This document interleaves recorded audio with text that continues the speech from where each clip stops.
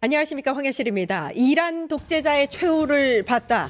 장동혁 국민의힘 대표가 대한민국 대통령을 끌어다가 미국에 의해서 사살된 이란 하메네이 최고 지도자를 빗댔습니다. 제정신입니까? 외교안보 위기로 전 세계가 요동치는 시점에 국가 원수를 타국 독재자에 비유하는 저희가 뭡니까? 전 세계적 혼란 속에 환율이 흔들리고 유가가 출렁이고 기업들은 미국 관세 폭탄을 걱정하고 있습니다. 그런데 국민의힘은 뭘 하고 있습니까? 대미투자특별법은 상정도 못한 채 세워두고 입으로만 국익을 말하면서 정쟁만 일삼습니다. 제1야당다움을 바라는 것은 무리입니까? 독재 운운하고 국내 정치를 흔들 게 아니라 3월 9일 시한 안에 대미투자특별법부터 처리하시지요. 국익을 인질로 삼는 정치, 국민은 더는 참지 않습니다. 3월 3일 끝장뉴스 시작합니다.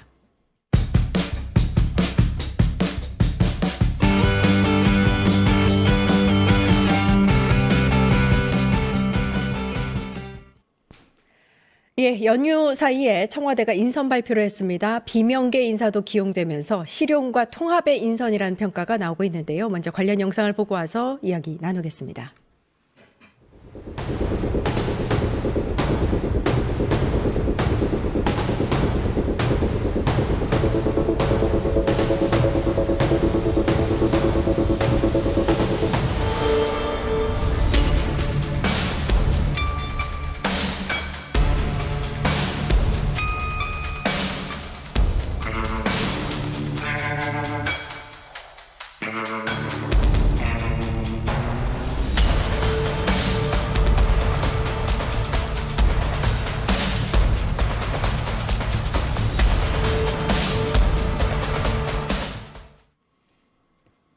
예, 스튜디오에 여선웅 민주당 부대변인 나와 계십니다. 안녕하세요. 안녕하세요. 예, 기획예산처 장관의 박홍근 의원이 내정이 됐네요. 일단 원래 서울시장 출마 의지를 표명을 했었기 때문에 저는 되게 깜짝 놀랐었습니다. 이게 뭐지? 라는 생각이 들었는데 또 관련 상임위 위원장도 맡았었다고 하고 전문적인 약간 그 능력을 인정받은 것 같아요. 어떻게 보세요? 네. 그러니까 박홍근 의원의 초대 이재명 정부의 기획예산처 장관으로 매우 적임자다. 이렇게 조금 말씀드릴 수 있을 것 같습니다.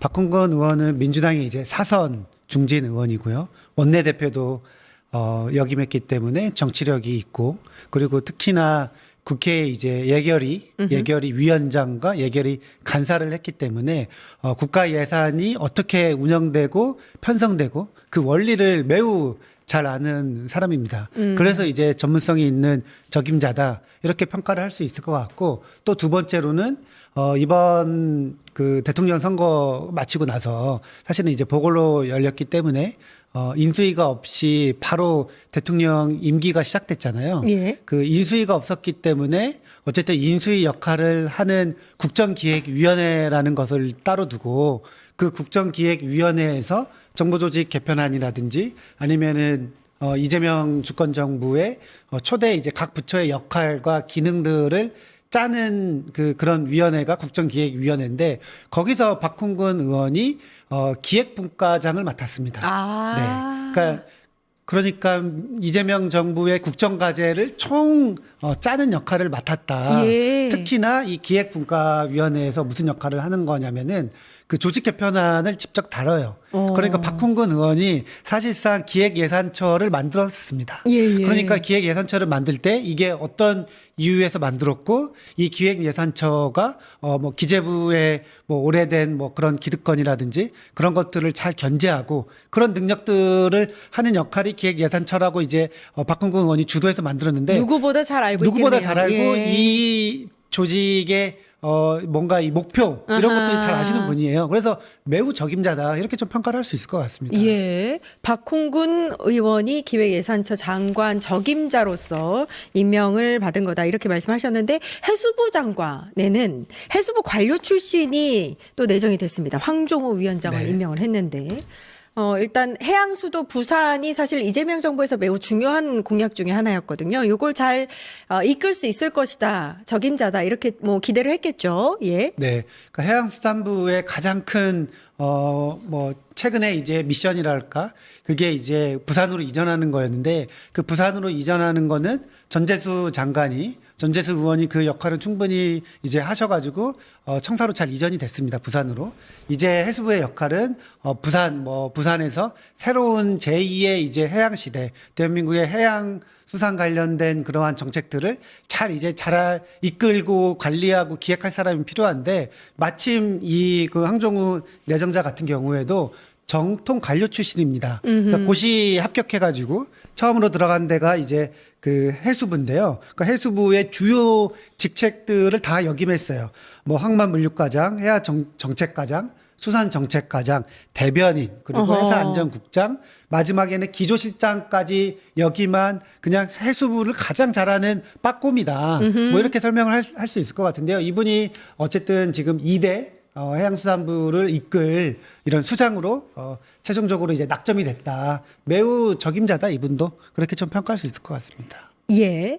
그리고 또 이번 인선에서 주목을 받았던 인선 중에 하나가 규제합리화위원회 부위원장급.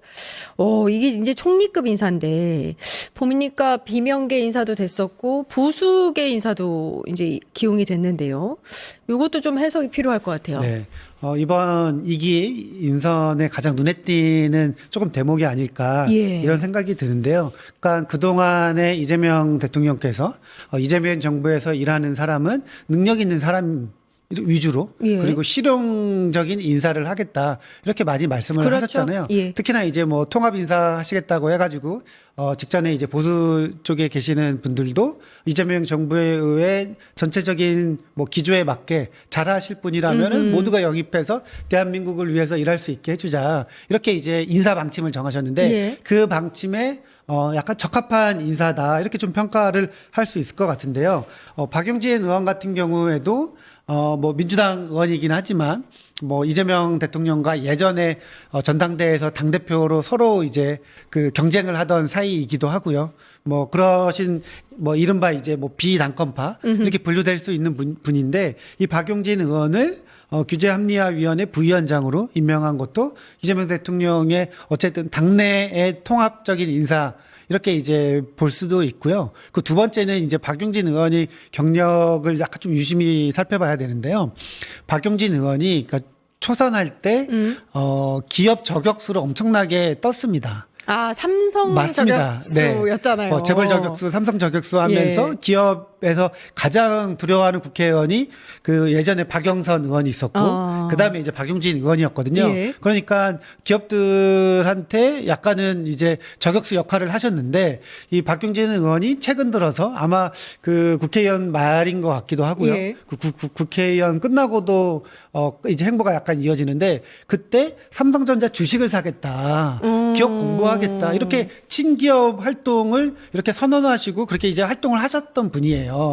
그래서 어쨌든 박용진 의원이 일을 맡기면은 예전에 유치원 3법처럼 하나 맡으면 본인이 되게 잘했는데 박영선 의원도 사실은 삼성 저격수였는데 중기부 장관 하면서 엄청나게 잘했었잖아요. 그렇네요. 그 박용진 의원도 삼성 저격수였는데 지금은 친기업 행보하겠다. 삼성전자 나도 주식 한번 사봤다.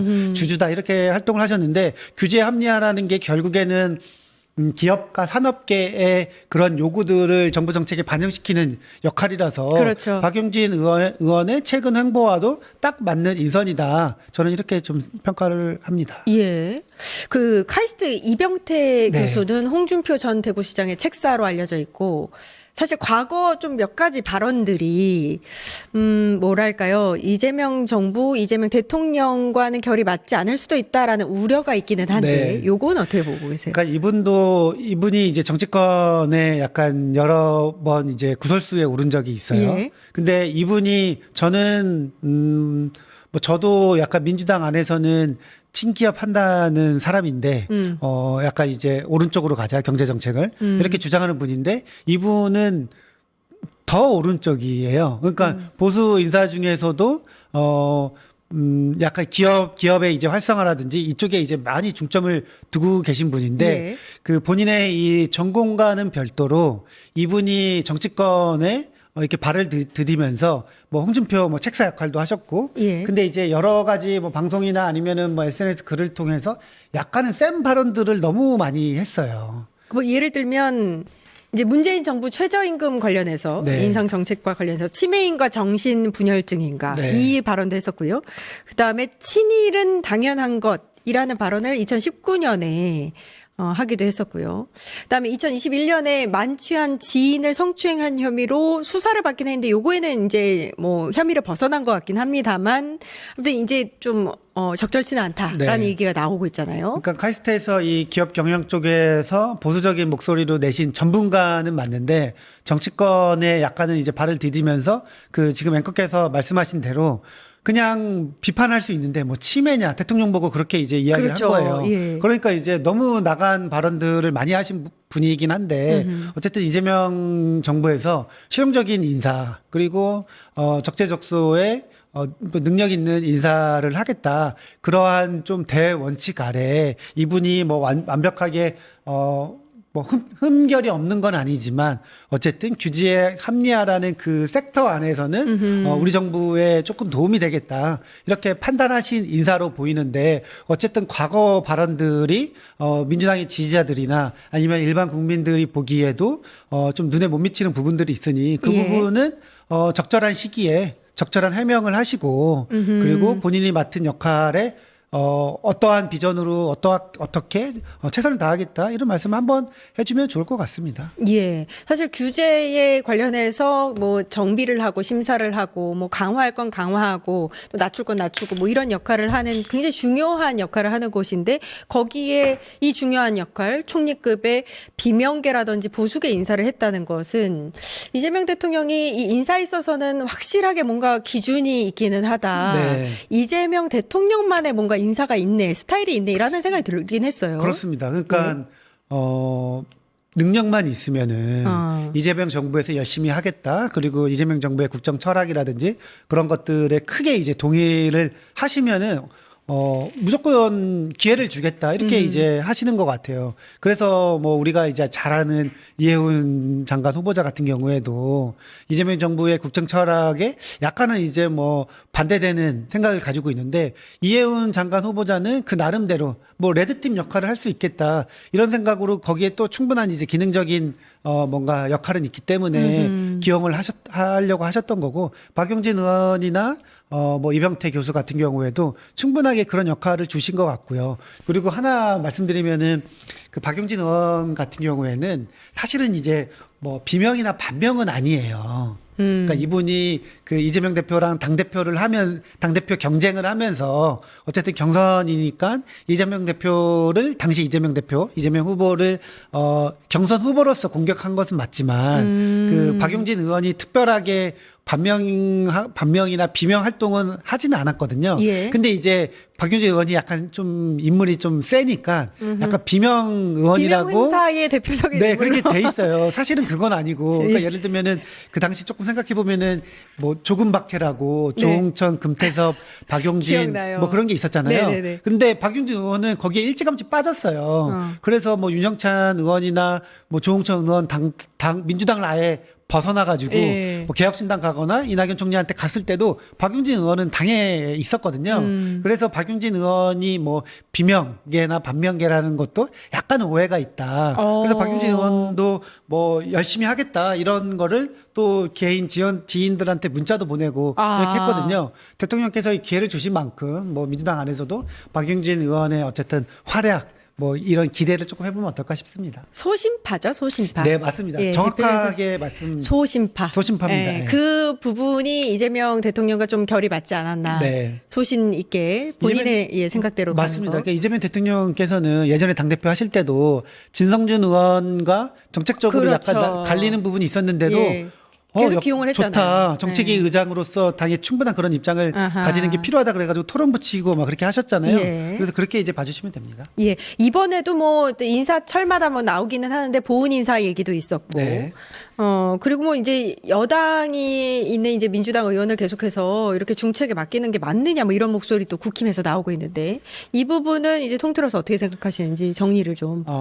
저는 그 엽관제를 약간 찬성하거든요. 개인적으로. 그러니까 정권이 국민의 선택을 받아서 정권을 잡으면은 정당이 그 정권을 잡게 되면은 확실하게 국정 방향대로, 국정 철학대로 후보 시절에 공약했던 것들을 잘 이행을 해야 되는데 사실상 대통령이 임명할 수 있는 자리가 많다고는 하지만 이번에 인천공항공사 이학재 사장도 보셨듯이 예. 그 정부와 다른 인사들이 굉장히 많아요.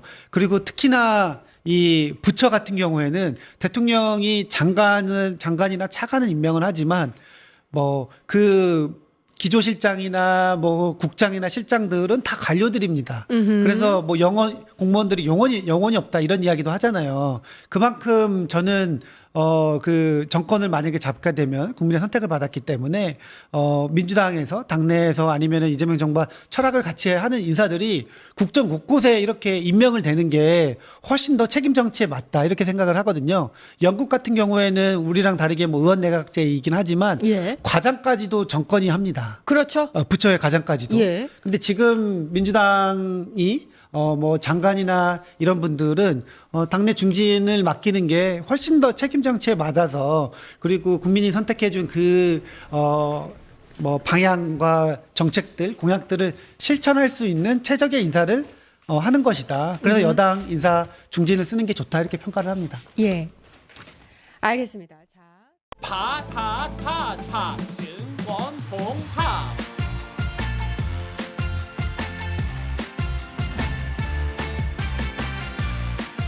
이제 저녁 8시 30분 퇴근 후 퀴즈 한판 혼자하지 마세요. 같이 해요. 매일 저녁 8시 30분 많은 참여 바랍니다.